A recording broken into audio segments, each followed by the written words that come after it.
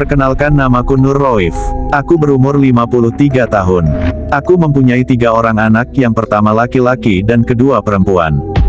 Dan satu lagi, anak laki-lakiku yang pertama kini sudah meninggal dunia.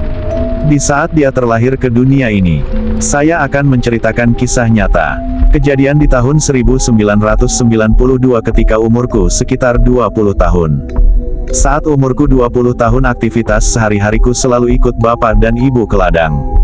Itu dari pagi sekitar jam 8 pagi hingga jam 12 siang. Itu memang sudah dijadwal atau memang aturan dari orang tuaku.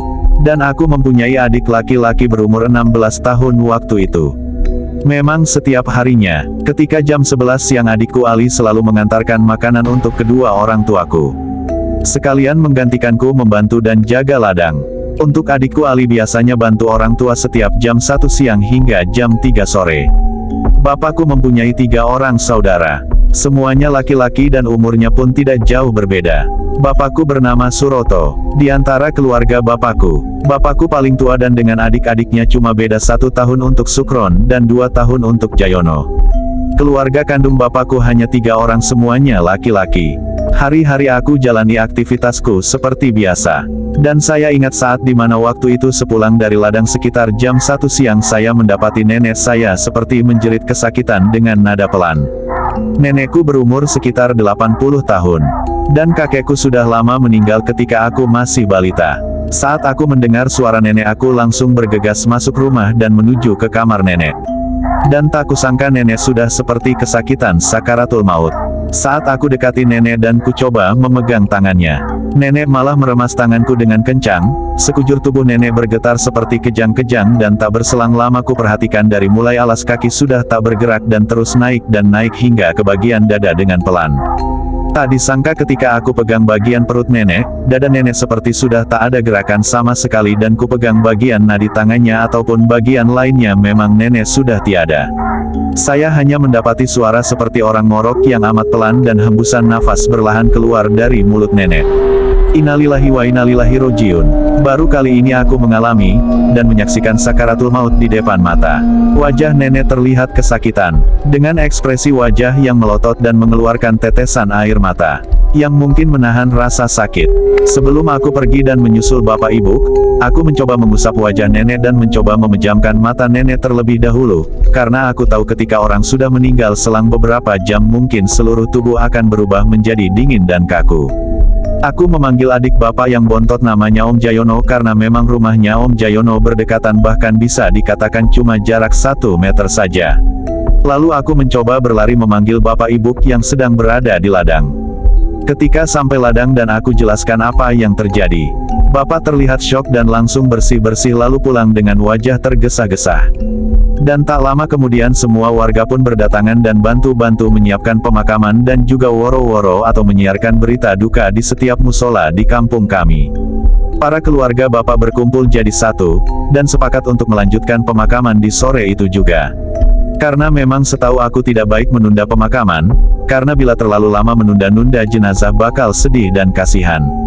Pemakaman akan dilakukan pada pukul 5 sore. Waktu pun tiba dan pemakaman pun berjalan lancar dan alhamdulillah tidak terjadi masalah apapun.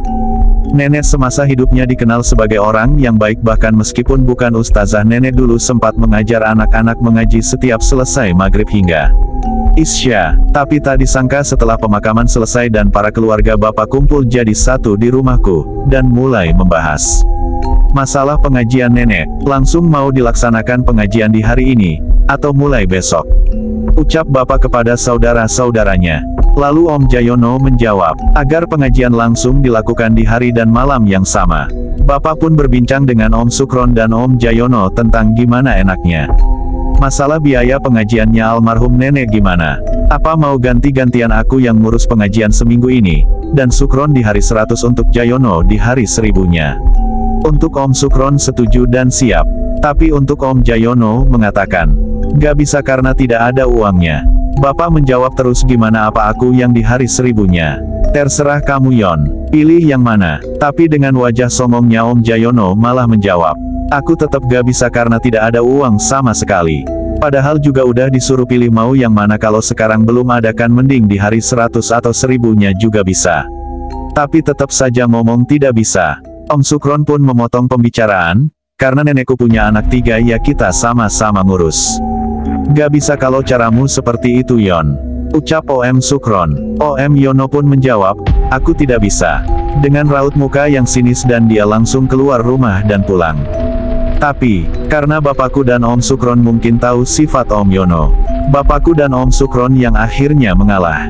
Dan semua pengajian ditanggung Om Sukron dan bapak saja. Waktu pun berlalu, aku masih seperti biasa, hari-hariku ya masih seperti awal aku ceritakan. Selalu bantu bapak ibu di ladang. Setelah 5 tahun meninggalnya almarhum nenek, tiba-tiba ketika aku mau berangkat ke ladang, datang Om Jayono, dengan mabuk berat dan memang seperti biasa, hari-harinya Om Yono cuma mabuk-mabukan. Sampai dia nikah 2 kali pun cerai. Karena istrinya mungkin tidak betah dengan sikap dan kelakuan Om Yono. Aku kira ya seperti biasa Om Yono datang cuma numpang tidur di sofa karena sudah mabuk berat. Tapi hari itu berbeda, tidak seperti biasa. Om Yono gebrak pintu dengan keras dan menyuruhku memanggil bapak secepatnya di ladang. Dan jujur, aku takut karena Om Yono meskipun pemabuk dia belum pernah bicara kasar seperti ini sama aku dan juga adikku. Aku langsung berlari. Dengan rasa takut, aku menemui bapak di ladang dan mengatakan apa yang terjadi di rumah. Aku ceritakan semua kepada bapak. Bapak pun langsung tidak tunggu lama. Langsung beres-beres dan pulang tapi dengan wajah emosi dan seperti kesetanan dan aku langsung mengikuti bapak. Setelah bapak dan aku sampai depan rumah belum sempat mengatakan salam, Om Yono dari dalam rumah langsung keluar menemui bapak. Dengan mengatakan, gimana tentang warisanku? Kapan dibagi? Aku sudah tidak punya uang dan aku mau jual. Bapak pun langsung menuding-nuding muka Om Yono dan mengatakan, untuk sekarang cari kerja sana kalau gak punya uang, hidupmu cuma mabuk-mabukan dan bikin masalah. Ini warisan pun juga bukan cuma milik kamu. Giliran dulu diminta bantuan biaya pengajian saja tidak mau tahu. Giliran sekarang kok mau jual tanah. Emang kamu gak malu? Dan ngomong keras sampai tetangga keluar semua. Dan berpikir keluarga kita rebutan masalah warisan. Dan kamu ingat Yon, kakakmu Sukron tidak setuju untuk menjualnya. Dia lebih setuju mendingan disewakan saja. Tiap tahunnya gantian. Tapi Om Yono tiba-tiba mencekik bapak dan mengambil balok kayu yang ada di sebelah kursi depan. Dan mengancam bapak, kalau tidak mau jual bapak mau dibunuh. Om Yono tidak mau tahu. Minggu depan harus sudah laku. Dan Om Yono minta lebih dari bapakku dan Om Sukron, karena dia anak bontot. Bapakku pun dengan nada pelan mengatakan kepada Om Yono, ya udah Yon, nanti aku ke rumah kakakmu Sukron untuk membicarakan ini semua. Kamu sabar dulu. Om Yono pun tertawa berbahak-bahak layaknya pemenang, mungkin dia udah puas mengancam bapakku. 3 bulan pun berlalu, semua keluarga dari Om Sukron dan Om Yono berkumpul di rumahku. Bapak pun keluar dan duduk dengan santai. Dan Om Yono langsung membuka pembicaraan. Gimana Mas tuh, kok mengumpulkan kita semua, apakah udah laku? Dengan sedikit senyuman manis. Kulihat wajah Om Sukron dengan sinis dan menggeleng-gelengkan kepala. Jawab bapakku mengatakan, gini, karena kamu minta dijual dan katanya ada kebutuhan dadakan yang besar dan memang harus kamu relakan jual ladang. Ya sudah, aku dan Sukron juga sudah setuju, karena memang kamu yang memaksa untuk menjual. Ini semua tanah peninggalan almarhum. Semuanya sudah terjual, dan juga harganya lumayan tinggi. Pokoknya sudah tidak ada peninggalan satupun yang tersisa. Bapak memanggilku untuk ambilkan kantong plastik hitam di kamar. Dan kuserahkan ke bapak, ini semua di kantong plastik ada total uang 400 juta. Dan juga ada rekapnya, silahkan mau dibagi atau gimana. Dan tak lama Om Yono menjawab, dibagi sekarang cepat. Ya sudah Yon, nih uang saya buka. Karena uangnya 400 juta. Satu orangnya dapat bagian 133 juta. Dan satu lagi tolong uang ini dijaga dan dipergunakan dengan baik. Karena kita sudah tidak punya apa-apa lagi. Hanya ini terakhir peninggalan orang tua kita. Tolong berapapun bagiannya kita syukuri dan tolong setelah ini kita sama-sama mengadakan acara pengajian di rumah masing-masing. Jangan lupa jenguk makam almarhum. Orang tua kita tuh berterima kasih. Karena tidak mungkin kita dapat uang begitu besar ini. Semua karena orang tua. Kita bisa sampai sekarang ini karena orang tua. Jawab Om Yono mengatakan, halah gak usah ceramah. Masalah seperti itu dibahas. Aku bukan anak kecil lagi. Sudahlah, aku pulang dulu mau ngurus masalahku. Makasih. Om Sukron pun berpamit pulang. Dan bersalaman. Dan mengatakan kepada bapak, yang sabar ya Kang. Setelah semua sudah pulang, bapakku dan ibuku langsung keluar entah kemana, tapi kata ibu tadi sempat ngomong mau tabung uang sebagian di bank, untuk nanti ketika adikku dan aku sudah membutuhkannya. Selang seminggu aku dan adikku kaget ada 2 motor Mega Pro yang diturunkan dari truk. Bapak dan ibu seperti sudah menunggu dan standby di depan rumah. Tak disangka 2 motor itu buat aku dan adikku. Bapak mengatakan, dirawat yang baik ya.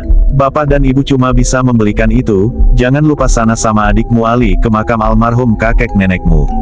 Berterima kasihlah meskipun udah tidak di dunia, kakek nenekmu tahu. Aku pun menjawab, iya Pak iya Bu. Waktu pun berlalu, sekitar 1 bulanan bapak bertanya padaku dan Ali. Menanyakan, apa kalian pernah melihat Om Yono? Aku dan Ali tidak pernah melihat sama sekali semenjak Om Yono pulang dari sini ketika bapak membagi uang itu.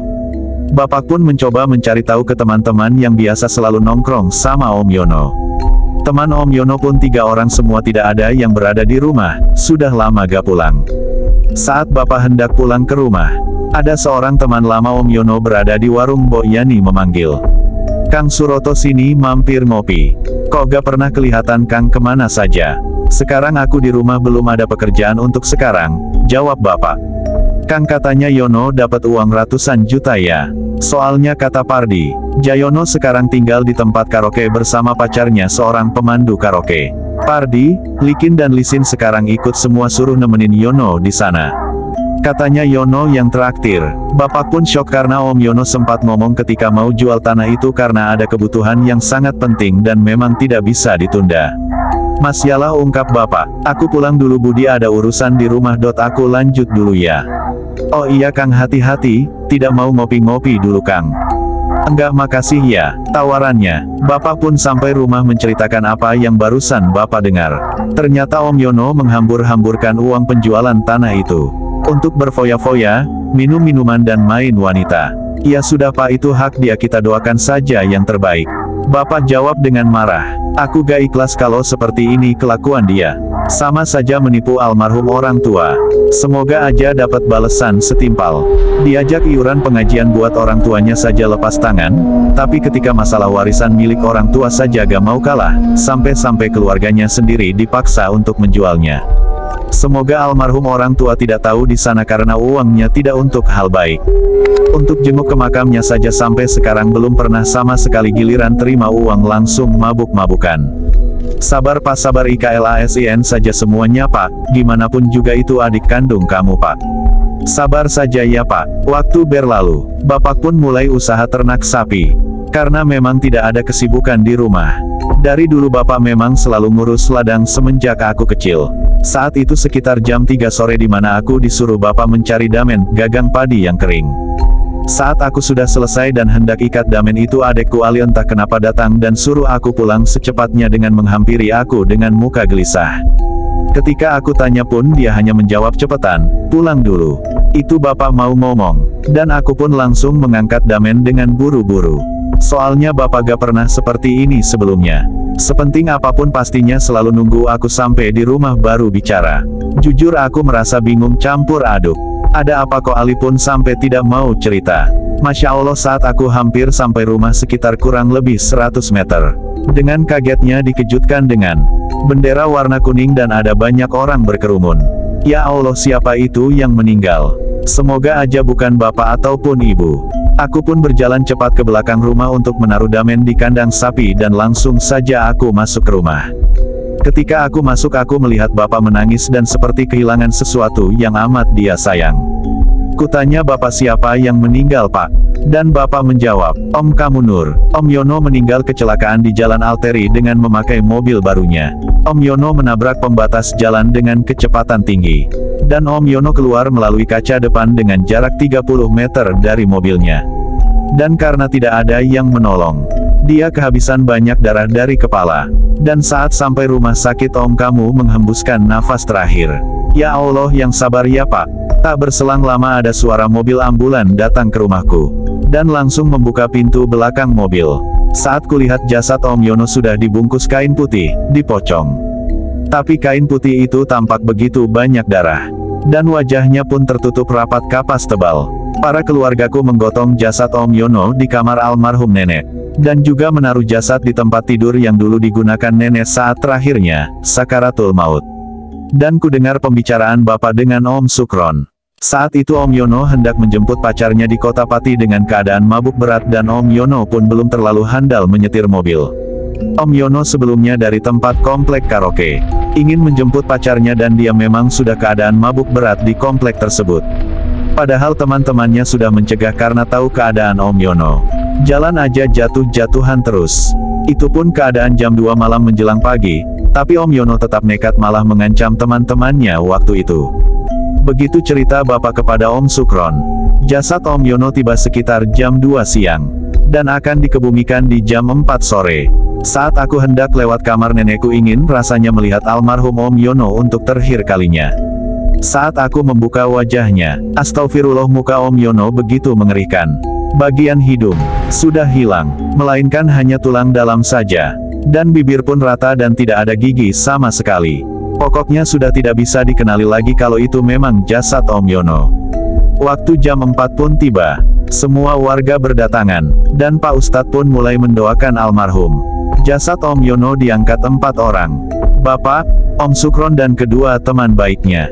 Setelah selesai disolatkan dan sampai pemakaman, jasad langsung dikebumikan dan tidak ada masalah waktu itu. Sampai rumah, sekitar jam setengah 6, keluarga khususnya ibu bersama istri Om Sukron bersama anak-anaknya, masih sibuk menyiapkan makanan dan persiapan untuk pengajian almarhum Om Yono. Singkat cerita waktu menunjukkan jam 1 malam. Keluargaku masih berkumpul dan keluarga Om Sukron pun berniat menginap sampai 1 minggu pengajian almarhum Om Yono selesai. Semua berkumpul di ruang tamu dan ada juga yang di depan TV ruangan untuk bersantai. Kudengar ada suara tangisan seseorang dengan amat jelas dan semua orang pun langsung diam dan semua pun langsung berkumpul di satu titik. Semua orang pun mendengar tangisan itu. Ku perjelas dan semua orang diam. Terasa hening dan kudengar lagi suara tangisan itu. Dan suara tangisan itu berkata, Kang, aku minta maaf Kang. Karena semua orang tahu bahkan paham suara itu suara siapa. Itu jelas suara Om Yono, saut Om Sukron mengatakan kepadaku. Hus, jangan ngawur. Mungkin dia tahu kalau kita sedang membicarakannya dia merasa tidak tenang. Sudah kita tidur saja ayo. Saut Bapak. Bapak pun menuju ke pintu depan untuk mengunci. Sesudah mengunci Bapak sempat menyilakkan korden untuk mengintip. Dan Bapak pun berkata, Astagfirullah. Bapak sempat kaku lalu pingsan. Semua orang pun membawa Bapak ke kamarnya dan mengoleskan minyak kayu putih ke bagian hidung. Tak lama Bapak terbangun dan langsung menangis karena takut dan kaget dengan kejadian tadi. Bapak pun langsung bercerita setelah sadar. Bapak melihat sosok pocong dengan kain berwarna merah darah dan melayang melewati jendela. Tapi Bapak tidak sempat melihat wajahnya. Dan Bapak pun tidak mau sampai melihat wajahnya. Bapak syok saat itu. Malam itu pun semua keluargaku tidak ada satupun yang tidur kecuali anak Om Sukron yang umurnya masih sekitar 7-8 tahunan. Pagi pun tiba dan aku beranjak mengambil kandi dan celurit. Aku berangkat ke sawah di daerah ujung desa. Karena kemarin belum sempat mengambil semua damen yang ada di sana. Dan singkat cerita di malam ketiga, setelah pengajian selesai ada seorang wanita dan 2 teman Om Yono itu datang. Sekitar jam 9 malam, semua bercerita bahwa dari awal almarhum dikebumikan, setiap malam semua temannya diganggu pocong Om Yono. Dan pocong Om Yono selalu mengatakan, ayo ikut aku, ayo ikut aku. Katanya kalau sama aku kalian selalu senang, ayo ikut aku, ikut aku. Yang paling ngerinya dan seramnya, yang mengaku pacar simpanan Om Yono itu selalu diikutin sampai di tempat di mana dia masih melayani tamunya dengan wujud pocong dengan wajah benci. Sudah 3 malam ini semua temannya diganggu arwah pocong Om Yono. Semua pun minta maaf. Si ceweknya mengaku dan membawa motor Grand yang dibelikan Om Yono waktu itu. Dan 2 temannya juga mengembalikan uang yang sempat dipinjam oleh mereka. Mereka takut karena masih ada sangkut pautnya dengan almarhum. Mereka bakal diganggu setiap harinya. Singkat cerita teman-temannya pun berpamitan untuk pulang itu menunjukkan di jam setengah 12 malam. Tapi untuk satu wanita ibuku menyuruh menginap karena sudah larut malam dan mengatakan, nanti malam kita doakan almarhum agar almarhum tenang ya. 2 teman laki-laki Om Yono pun pulang dan semua keluarga pun langsung masuk dan menutup pintu depan. Baru masuk saja sekitar 5 menitan. Ada suara keributan dan teriakan minta tolong dan suara itu mendekat. Saat aku mengintip aku melihat ke arah luar, aku dikagetkan dengan suara dobrakan pintu dengan amat keras. Ternyata kedua teman Om Yono itu yang teriak ribut dan mendobrak-dobrak pintu.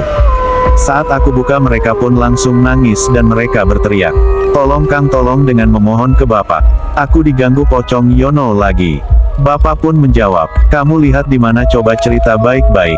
Saat teman Om Yono hendak bercerita, cuaca menjadi hening dan begitu mencekam. Ada suara tangisan begitu lirih. Dan semua orang pun menoleh ke arah depan pintu dengan keadaan pintu terbuka karena belum sempat tadi aku menutupnya. Tak disangka, sosok pocong Om Yono pun berada di depan pintu dengan wajah separuh tengkorak dan separuh seperti luka bakar dengan kain yang berwarna merah darah. Semua orang pun seketika diam dan tak lama pocong itu pergi menghilang entah kemana. Bapak mengajak Om Sukron dan aku menutup pintu depan sama-sama. Karena Bapak takut, teman almarhum Om Yono pun 3 orang menginap sampai pagi. Tapi karena saat berlari kedua teman almarhum Om Yono meninggalkan sepeda motornya. Om Sukron dan Bapak beserta aku dan Ali bareng-bareng mengambil motornya terlebih dahulu. Kita berjalan sambil merasakan ketakutan yang sama. Takut bila pocong itu menampakkan lagi. Singkat cerita, motor pun diambil dan sampai pagi pun aman. Di pagi harinya sekitar jam 7. Bertiga teman almarhum Om Yono pamit dan pulang. Sekitar jam 10 pagi saat aku pulang dari pasar mengantarkan ibu belanja. Rumahku begitu banyak warga dan ada juga Pak Lurah, Pak RW dan Pak RT. Aku bingung ada masalah apa lagi. Ternyata setelah aku masuk dan mendengarkan pembicaraan Bapak dan Pak Lurah beserta warga dan tetangga. Sudah 2 hari semua warga mengalami teror ketukan pintu di jam-jam tengah malam. Di atas jam 12 malam pasti selalu ada yang ketok-ketok pintu. Dan beberapa warga juga sempat membuka pintu dan kaget, terkejut. Karena setelah dibuka, sosok pocong dengan menatap seakan sedih juga campur seram, dengan iringan tangisan begitu mengiris. Warga pun takut merasa tak nyaman. Cerita ini juga dialami oleh Pak Lurah sendiri, meskipun Pak Lurah hanya mengintip tapi rasa takut dan kaget itu tidak bisa dibayangkan lagi. Semua warga terutama Pak Lurah menyampaikan, apa ada masalah ataupun pesan dari almarhum saat masih hidup? Apa mungkin masih ada hal yang belum selesai di dunia karena dia sekarang gentayangan? Ataupun saat pemakaman ada kesalahan? Bapak dan keluarga sempat berpikir dan menjawab, saya tidak tahu, tapi sepertinya tidak ada masalah ataupun hutang yang almarhum punya. Tapi aku juga tidak sepenuhnya tahu tentang hidup almarhum Yono. Pak Lurah pun menyuruh saya memanggil Pak Suyat dan Pak Kamsani yang memang mereka berdua yang menurunkan jasad Yono dan yang melepas pocong Om Yono. Singkat cerita, Pak Suyat dan Pak Kamsani datang dan menjawab pertanyaan Pak Lurah. Semua saling pandang ketika mendengar semua warga diganggu. Pak Suyat dan Kamsani pun menjawab, sepertinya sudah, bahkan dari dulu sampai sekarang belum pernah kami lupa masalah itu Pak. Tapi apa salahnya kalau kita bongkar? Namanya orang tidak luput dari kata lupa, ucap Pak Lurah. Para warga pun menyaksikan pembongkaran makam Om Yono. Sudah 5 hari jasad Om Yono dikubur. Setelah jasad terlihat dan bau pun terasa menyengat di hidung, para warga pun satu persatu menjauh, padahal tadinya warga berjarak 1 meter untuk melihatnya. Ketika dicek lagi, Pak Suyat dan Pak Kamsani mengatakan tidak ada masalah. Tapi cuma jasad beralih posisi. Jawab Bapak, berubah posisi gimana maksudnya? Bagian kaki dan kepala bertukar posisi. Terbalik jadinya Pak, padahal kemarin tidak seperti ini. Halah, berarti kemarin kamu yang lupa, ungkap Bapak. Tidak mungkin Pak, saya lupa kalau masalah letak kepala. Semua juga menyaksikan kan? Ya udah, tolong dibereskan. Dengan benar ya, ditata kembali seperti biasanya dan langsung dikuburkan saja. Setelah semua selesai, Pak Lurah dan para warga pun ikut kami pulang. Mereka seperti belum puas dan masih penasaran kenapa pocong Om Yono gentayangan. Bapak pun berbicara dan merangkul Pak Lurah dengan mengatakan, tunggulah dulu Pak, malam ini semoga sudah tidak terjadi apa-apa dan Yono sudah tenang dan warga sudah tidak perlu khawatir. Pak Lurah pun mengatakan perkataan yang sama kepada warganya apa yang diucapkan Bapak. Semua warga pun pulang. Waktu menunjukkan sudah jam 4 sore. Om Sukron dan keluarga berpamitan ingin pulang. Istrinya takut dan mau tidak mau aku harus antar mereka. Tapi gak usah khawatir Kang. Nanti setelah maghrib aku kesini, ucap Om Sukron kepada Bapak. Pengajian pun selesai dan Om Sukron ternyata belum sampai sini. Dulu handphone belum ada yang punya kecuali orang-orang yang kaya raya. Aku pun diperintah bapak untuk ke rumah Om Sukron menyampaikan udah ditunggu bapak, katanya mau bergadang sampai pagi dan menyaksikan apakah Yono masih gentayangan. Saat aku sampai rumah Om Sukron pun mengatakan, waduh kok sampai sini kamu Nur, mau apa? Aku disuruh bapak kesini untuk menyampaikan dan mengingatkan Om Sukron udah ditunggu bapak untuk bergadang. Waduh, padahal aku kira gak bakal sampai didatengin ke sini. Percuma aku pulang sambil tertawa. Ungkap Om Sukron. Ya udah, aku siap-siap dulu Nur. Mau pamit sama bulekmu juga. Soalnya bulekmu juga takut ini. Om saja disuruh cuti dulu.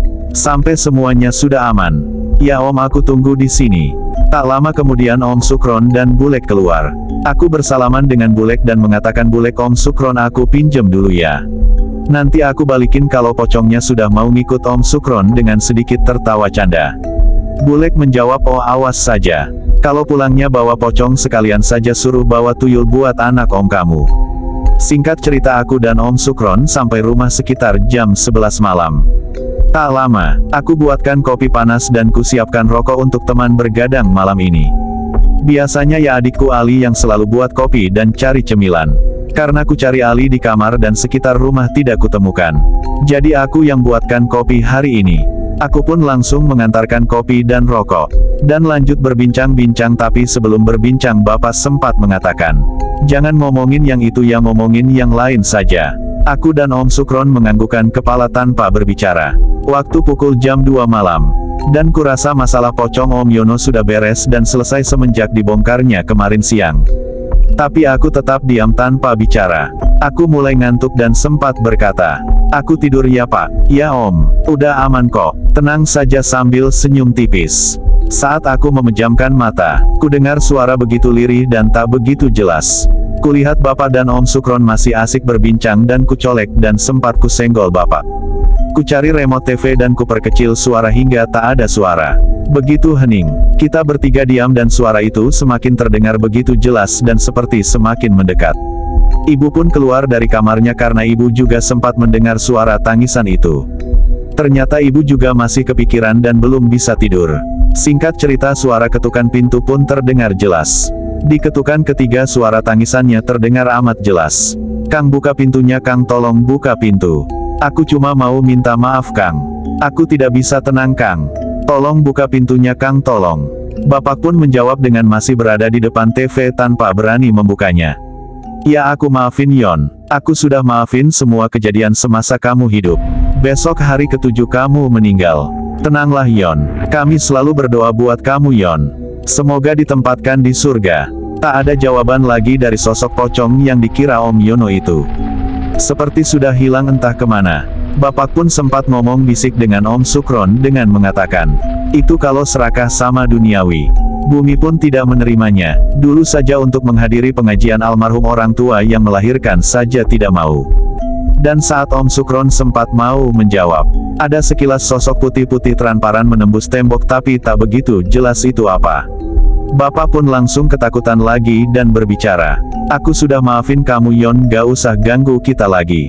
Alam kita sudah berbeda, dan terdengar seperti orang tertawa dan tangisan secara bersamaan. Begitu jelas suara itu, semua orang berpandangan ke satu arah, di mana setiap rumah pasti ada segitiga yang dibuat untuk menahan genting. Dengan rasa kaget dan takut, ibu pun berkata, ya Allah, di atas itu mas ada pocong. Kulihat sosok pocong yang mukanya persis saat aku membuka pertama kali jahat Om Yono, yang saat itu ditutup dengan kapas. Pocong itu tertawa kecil campur tangisan. Duduk di segitiga rumah dengan mengayunkan kaki dan menundukkan kepala. Satu rumah pun teriak keras sampai semua warga pun berdatangan, terutama Pak RT yang langsung dihubungi sama warga lainnya. Saat warga berdatangan dan mengetok pintu, Bapak menjawab kasar mengatakan, siapa kamu? Pergi sana, aku udah maafin kamu, teriak Bapak kepada si pengetok pintu itu yang dikira pocong Om Yono. Warga pun menjawab, ini saya Kang, ada apa lagi Kang, malam-malam teriak-teriak. Ku buka pintu itu dan langsung Om Sukron bubarkan warga dan Pak RT yang baru datang itu. Pagi pun seluruh kampung bertambah gempar dan mencekam. Setiap jam 9 malam tidak satupun ada aktivitas, apalagi penjual bakso yang biasanya setiap hari pasti lewat.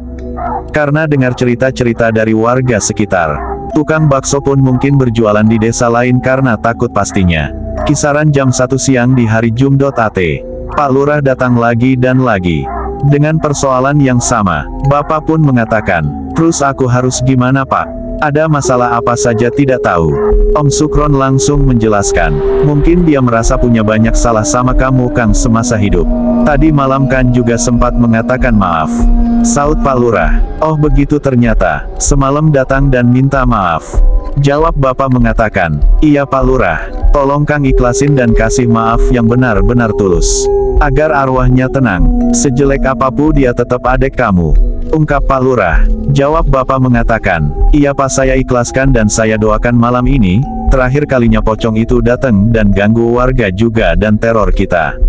Singkat cerita, ini sudah 21 hari Om Yono meninggal dan setiap hari selalu ada saja warga yang melihat sosok pocong itu. Waktu menunjukkan jam 12 lebih 10 menit. Suara tangisan pun terdengar lagi dan beberapa detik kemudian suara ketokan pintu yang saya pastikan itu sosok pocong Om Yono lagi. Bapak mencoba diam dan menunggu pocong itu bicara. Tapi tak berselang lama suara tangisan semakin jelas. Dan tidak disangka pocong Om Yono jatuh dari segitiga penahan genting itu dengan keras. Dan semua orang teriak khususnya ibu karena wanita sendirian. Bapak mengatakan, "Aku ikhlas Yono, maafin aku ya Yon, kamu jadi seperti ini." Pocong Om Yono pun menghilang. Dan keesokan hari aktivitas seperti biasa. Dan malam pun tiba. Seperti biasa Bapak tetap bergadang bersama Om Sukron, tapi di hari ini Pak Lurah memang berniat untuk ikut bergadang dan juga ingin menunggu pocong Om Yono. Pak Lurah sebenarnya takut, tapi karena demi warga Pak Lurah memang sudah memantapkan diri dan mental. Waktu berjalan dan sampai jam 4 pagi. Tidak ada tanda-tanda datangnya pocong Om Yono ataupun tangisan seperti malam-malam sebelumnya. Pak Lurah dan keluargaku berpikiran karena Bapak sudah memaafkan, mungkin arwah pocong Om Yono sudah tenang. Keesokan paginya Pak Lurah mengumpulkan para warga dan mengatakan, "Insya Allah, sudah aman dan kalian bisa melakukan aktivitas di waktu malam seperti biasanya. Tapi ingat jangan pernah ngomongin masalah pocong Yono. Ingat-ingat itu, ya memang belum tentu kalau kita cerita pocong Yono. Yono bakalan datang, tapi kita semua tetap harus waspada dan mencegah." Ungkap Pak Lurah kepada warga-warganya. Hari-hari aktivitas kampung mulai kembali seperti biasa. Berjalannya waktu sudah hampir 3 bulan kampung aman. Saat malam Selasa, aku ingat betul sekitar jam 10 malam aku, Bapak dan Ali masih asik menonton film Dono Kasino Indro atau biasa dikenal sebagai film DKI. Terdengar suara ketukan pintu dengan ketukan yang sama persis. Aku ingat benar ketukan itu karena ketukan pintu pocong Om Yono itu satu ketukan dan jeda sekitar 5-6 detik baru diketuk lagi. Bapak pun menoleh dan memandangku. Dengan mengatakan kepadaku, "Nur, kamu ingat ketukan suara ini tidak?" Jawab aku sambil ketakutan. Seperti kembali di malam-malam yang sangat aku takutkan, aku Bapak Ali berembuk untuk sama-sama membuka pintu. Siapapun yang datang kita harus berani. Saat Bapak membuka pintu, aku, Ali dan Bapak pun syok. Benar sekali, ketukan itu memang Om Yono. Tapi kali ini Om Yono menggunakan pakaian yang biasanya sering dipakai hari-hari saat masih hidup, dan juga wajah yang sempurna sebelum kecelakaan. Dia mengatakan dan minta tolong kepada Bapakku untuk yang terakhir kalinya. Dia menginginkan jasadnya dipindahkan dan dikuburkan di sebelah makam ibunya, ataupun nenekku, dan juga minta tolong untuk membongkar TV lamanya dan menjual rumah Om Yono, dan uangnya untuk mengurus pengajiannya sampai selesai, untuk sisanya bisa diwakafkan. Saat aku disuruh Bapak membongkar TV lamanya, ternyata di dalam TV begitu banyak uang ikatan dan langsung kuserahkan ke Bapak. Singkat cerita 3 tahun pun berlalu, sudah tidak ada satupun hari di mana Om Yono datang ke rumahku seperti biasa. Alhamdulillah, mungkin Om Yono sudah tenang. Sisa uang dan penjualan rumah, Bapak belikan tanah di sebelah makam TPU dan dibangunlah musola kecil sederhana. Alhamdulillah semua berjalan lancar dan berkat. Tamat. Terima kasih untuk kalian karena sudah mendengarkan dan menonton video kisah nyata ini. Cerita ini dibagikan dari seorang akun Twitter @keong65 Sarjawawirna. Terima kasih, jangan lupa subscribe dan like channel ini dan komen sebanyak-banyaknya. Terima kasih.